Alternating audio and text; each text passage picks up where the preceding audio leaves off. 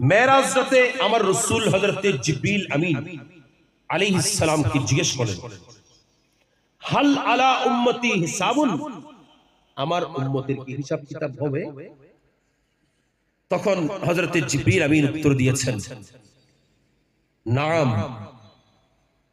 সমস্ত উম্মতের হিসাব নিকাশ হবে, মা খালা আবা বকর, একজন আবু বকর সিদ্দিক ছাড়া। বলা হবে আবু বকর সিদ্দিককে বলা হবে, আবু বকর সিদ্দিক তোমার হিসাব নিকাশ হবে না। আবু বকর সিদ্দিক সঙ্গে সঙ্গে বলবেন, লা আদখুলাহা হাত্তা ইয়াদখুলা মা আহাব্বানি ফি দারিদ দুনিয়া। আমি আবু বকর ততক্ষণ পর্যন্ত বেহেশতের মধ্যে প্রবেশ করব না। আমি আবু বকর ততক্ষণ বেহেশতের মধ্যে যাব না।